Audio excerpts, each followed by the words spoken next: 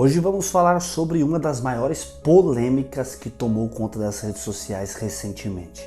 O renomado padre Fábio de Mello veio a público e revelou algo que chocou o Brasil. Ele desistiu de viver. Hoje eu quero pedir a vocês um favor. Eu quero primeiro abrir o meu coração. Ao longo dessas últimas 2 semanas, a depressão tomou conta de mim de novo. E nas 2 últimas semanas, eu só tenho um pensamento nessa vida, minha gente: a vontade de deixar de viver.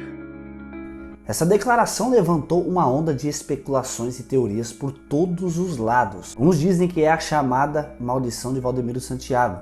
Outros acreditam que é porque ele não tem uma mulher, já que padres não podem casar. E agora surgiu a mais polêmica teoria de todas. Será que o padre Fábio de Mello desistiu porque está sendo obrigado a sair do armário? Será que isso é verdade? Um pastor veio fazer declarações fortíssimas que realmente está pegando fogo nas redes sociais. E nesse vídeo você vai saber toda a verdade, o que está por trás da declaração do padre Fábio de Mello, os motivos que ele revelou para estar enfrentando essa depressão profunda e, claro, vamos discutir todas as polêmicas que envolvem essa história. Fique comigo até o final do vídeo, porque eu vou trazer o depoimento dele e as explicações que o Brasil precisa ouvir.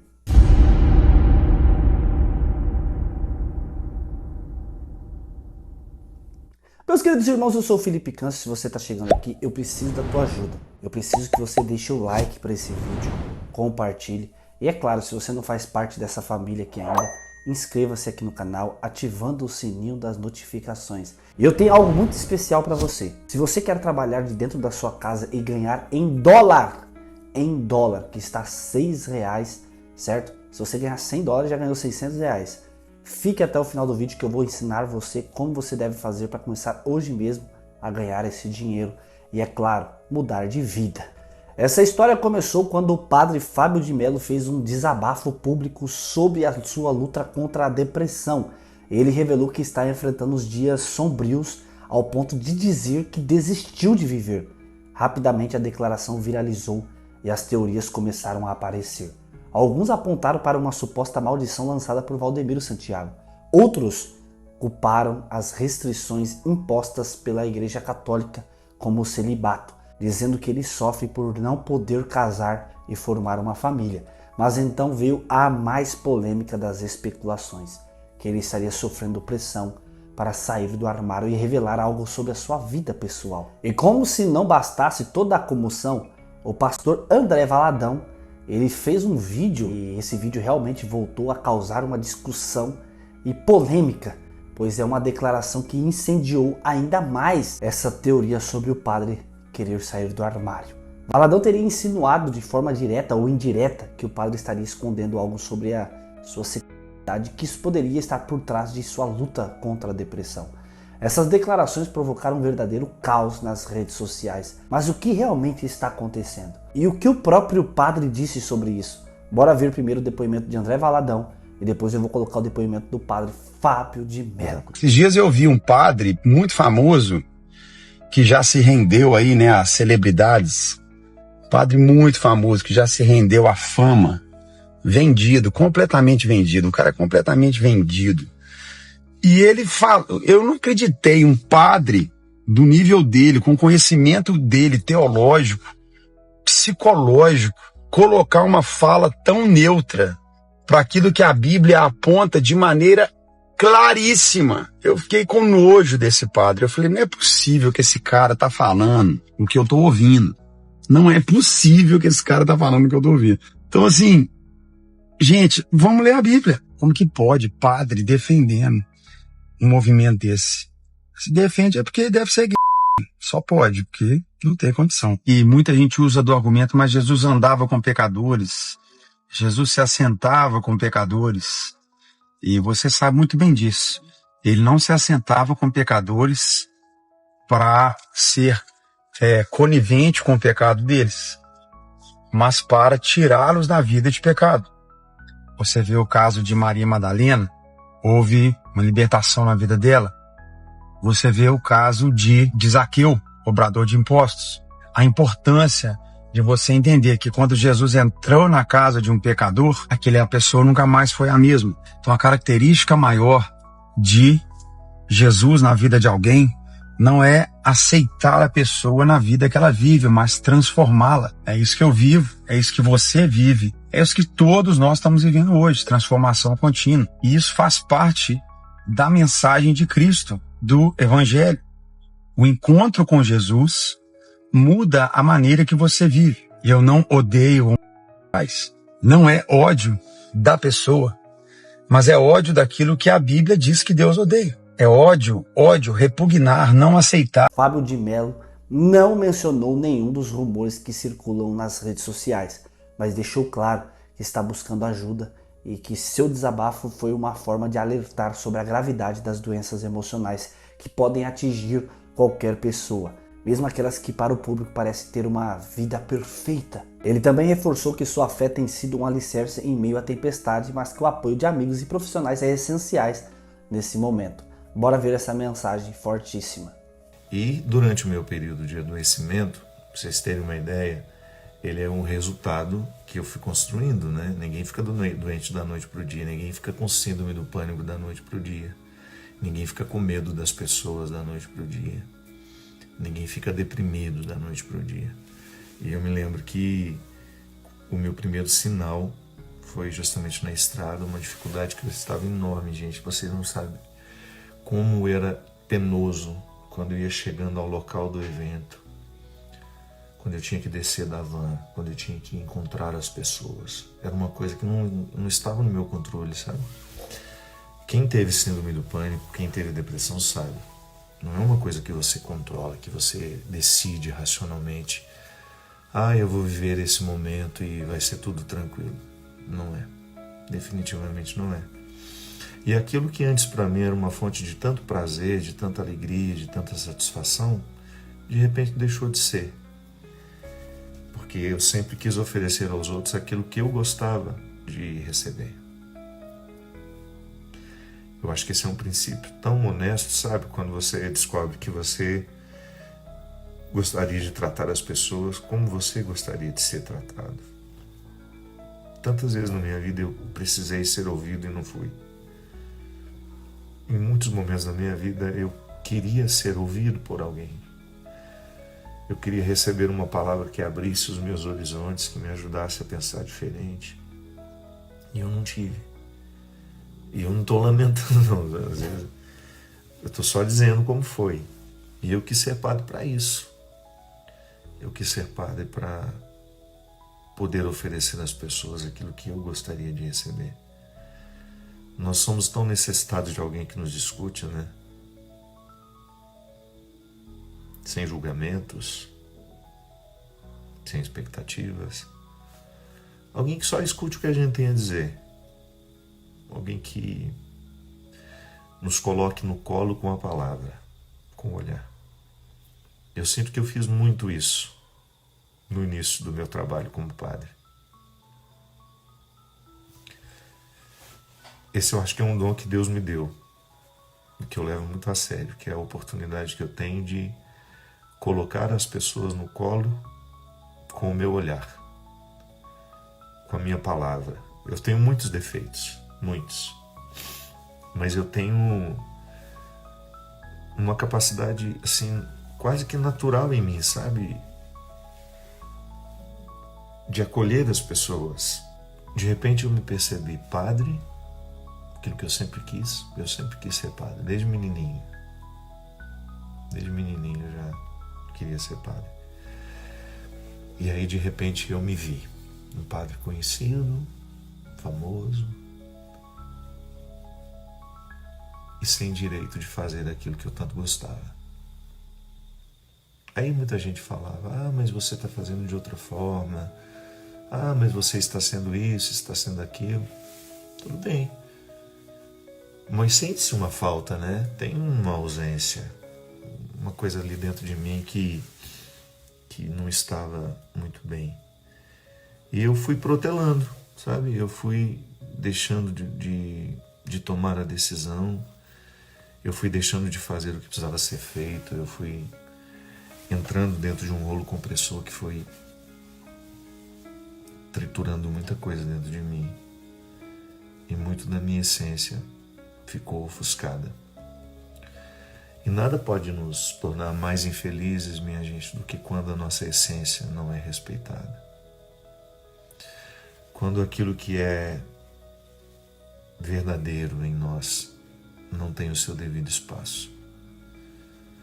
Por mais que você esteja aparentemente feliz, realizado, lá dentro de nós, vai se criando um espaço como se a consistência fosse acabando, sabe? Como se você mesmo minasse os alicerces da sua casa.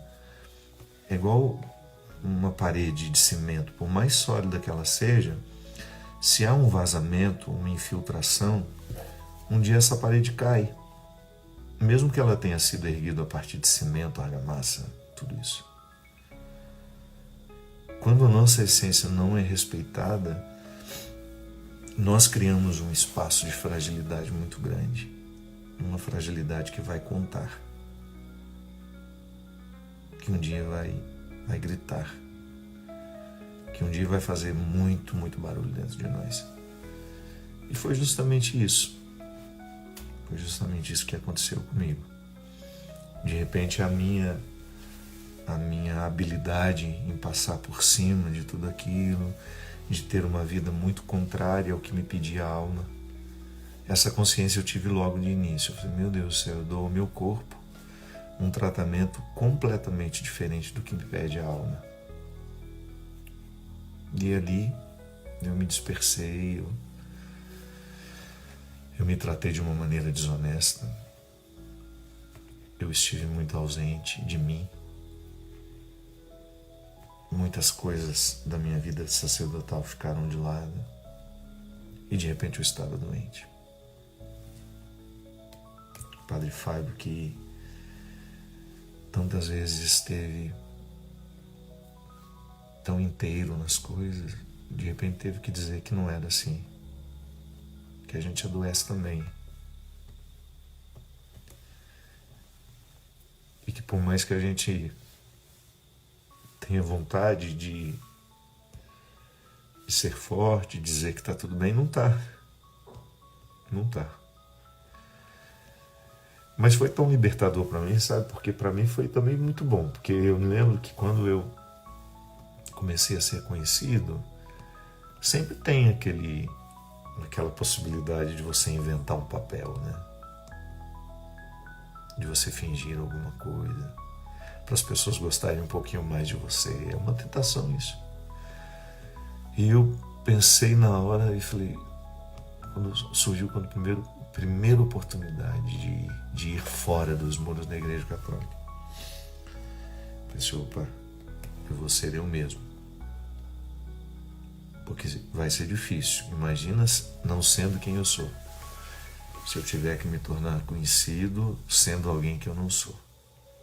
E é claro, eu não fiquei lá contando os meus pecados, as minhas misérias, não, só fui eu. Naquilo que é publicável, naquilo que faz bem ser público. Então, durante muito tempo, eu fiz mais aquilo que os outros podem fazer, e não tanto aquilo que é específico meu. Claro, em tudo que eu fazia, eu me colocava como padre, mas às vezes eu estava extremamente cansado. É um pecado enorme contra a nossa vida, quando a gente não tem os espaços de reposição, minha gente. E eu sei que isso não é um privilégio meu, você também enfrenta isso. Quantas vezes você foi além das suas possibilidades?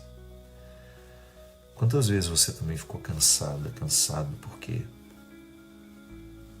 você tinha extrapolado os seus limites?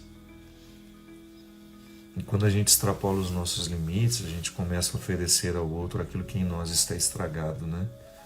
Aquilo que em nós é traumatizado, aquilo que em nós não é corrigido. Eu sempre tive muito medo de que a minha pregação acontecesse a partir da minha da minha fragilidade, do meu trauma, das minhas neuroses. Da minha fragilidade não é nenhum problema, eu vou me corrigir aqui nesse termo, porque eu sou frágil e faço o meu discurso a partir desse Deus que me salva frágil. Mas quando eu digo para vocês que é muito perigoso quando eu faço a minha pregação a partir das minhas neuroses, é muito perigoso. E o cansaço, ele é um gatilho para as nossas neuroses. Quando nós estamos fisicamente desgastados, emocionalmente desgastados, as nossas neuroses se avolumam e passam a ser a nossa voz. E é muito triste quando a minha voz tem o som das minhas neuroses. É muito triste quando você passa a falar a partir das suas neuroses, porque você passa a viver a partir das suas neuroses. Naquelas 4 dimensões que eu gosto de falar sempre: o pensamento, o sentimento, a palavra e a ação. Então, quando eu dou voz, quando os meus traumas, as minhas neuroses passam a ser o meu lugar, de onde eu falo, de onde eu sinto, de onde eu penso, de onde eu ajo, eu faço muito estrago por onde eu passo. E naquele momento eu descobri que eu não podia continuar como eu estava. Eu precisava parar. Estamos aqui neste novo tempo, criando cada vez mais a oportunidade de estarmos juntos. Agradeço muito a vocês que me acompanham, que compreendem bem o significado de tudo isso que eu estou vivendo. Tem sido muito especial, muito doloroso, não posso negar. Quem tem síndrome do pânico sabe como é ruim sentir o que a gente sente. Como é difícil às vezes a gente não ter coragem de fazer as coisas mais simples. Quando você tem medo do trivial da vida. Porque o rito, ele é absolutamente necessário. O rito da vida. O ritual. E às vezes o pânico, a depressão nos coloca indispostos ao rito. O rito do dia a dia. Você fica desencorajado para ir, para fazer, para falar. Sempre, minha gente, nos últimos anos, as coisas mais simples que eu precisava fazer, eu achava que eu não ia dar conta. Tinha uma missa, eu ia me aproximando do local, eu não vou dar conta de fazer. Precisava ir ao aeroporto para pegar um avião. Eu achava que não ia dar conta de pegar o avião e chegar até o lugar. Sabe quando você precisa pensar em cada fase do processo? E em cada fase do processo você acha que é pesado demais para você? O Paulo, que é o motorista que me levou durante todos esses anos, nas distâncias mais curtas, ele me levava para o aeroporto às vezes 2, 3 vezes na semana.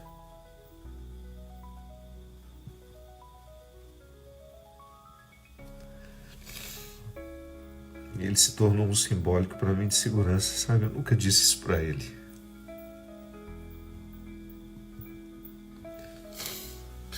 Eu entrava dentro do carro, né? Nos últimos anos, quando ia chegando a hora de ir, eu tinha algum desarranjo físico, sabe? Ou eu tinha uma febre, eu tinha diarreia, tinha ânsia de vômito, tinha tanta coisa. Aí parava o carro, eu entrava, chegava no aeroporto, quando eu precisava descer do carro, que eu olhava para ele assim, ele sem ter ideia do que se passava dentro de mim, né?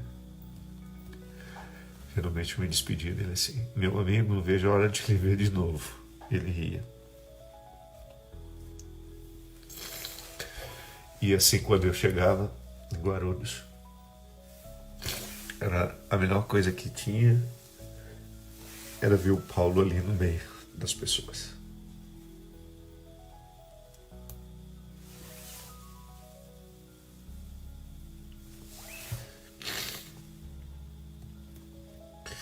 Então, quando vai ficando um processo difícil,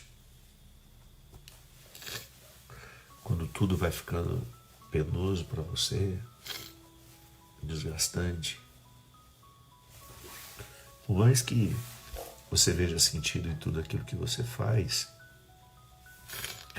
há uma ordem, né, sendo dada.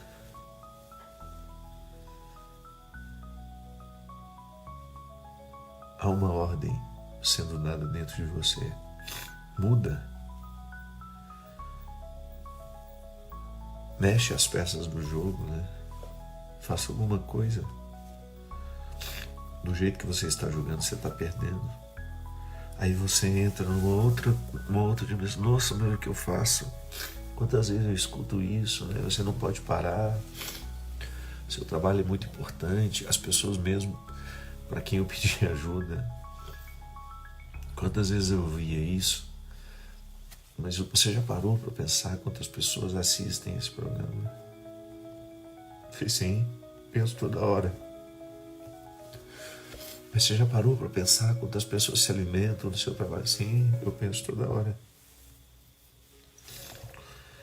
E até qual é o ponto de limite para que o meu desgaste justifique, né, o bem que eu faço? Ou o bem que eu faço? Existe um limite para eu interpretar como importante? Será que existe algum direito em tudo isso, né?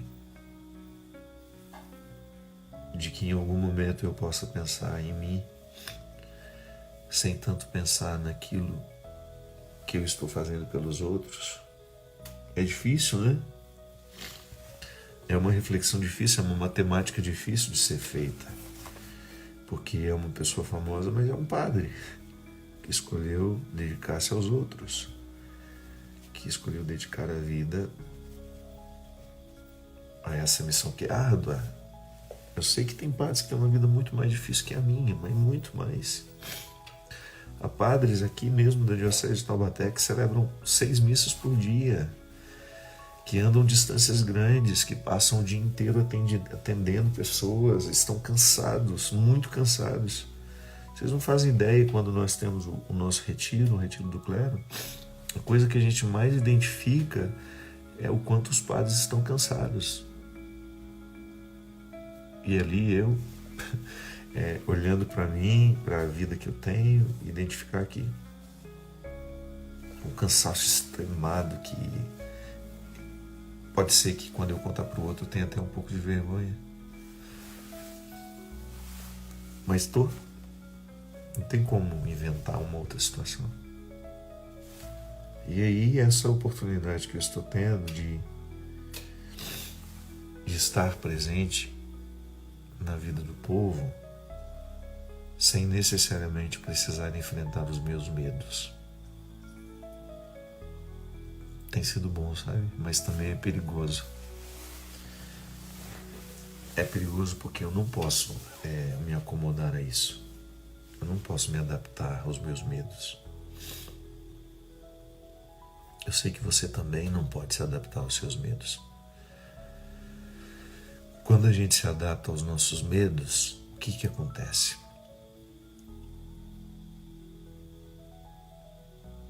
A coragem faz as malas e vai embora, porque você está adaptado aos medos. Toda hora que eu preciso me enfrentar, eu tenho que pegar uma coragem aqui dentro, que eu não sei onde está, em que lugar ela existe. Então, se eu fico adaptado aos meus medos, é como se eu desse a propriedade da minha vida aos medos.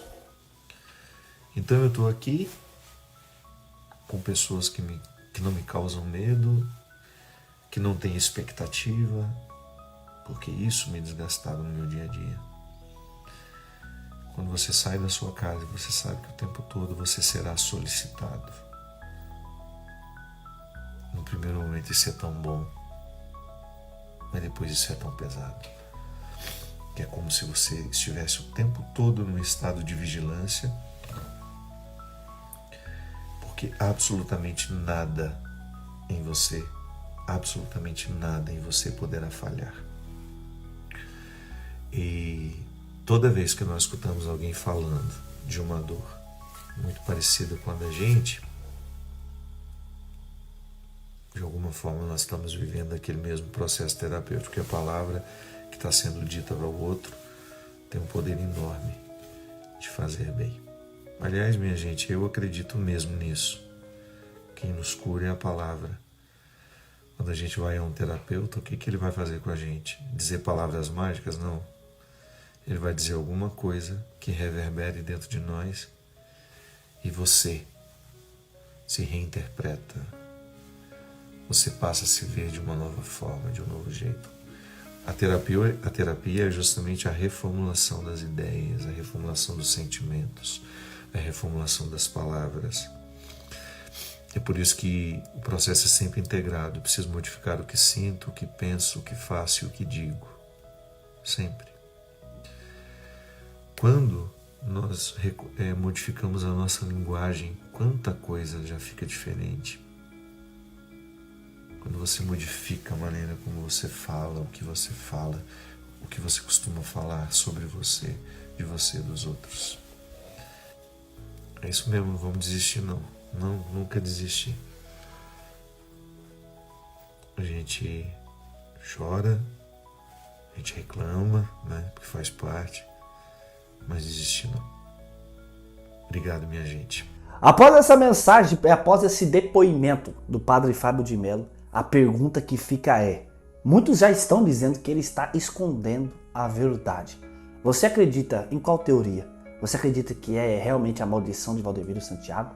Você acredita que realmente ele está escondendo algo a respeito de sair do armário? Ou você acredita que realmente é uma doença emocional, que realmente ele está passando por momentos difíceis? Algo sobre saúde mental? Comente aqui embaixo desse vídeo.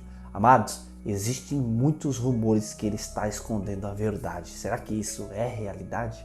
A verdade é que estamos lidando com um momento muito delicado. A declaração do Padre Fábio de Mello escancarou o quanto ainda precisamos falar sobre saúde mental, especialmente entre figuras públicas que carregam tanta pressão.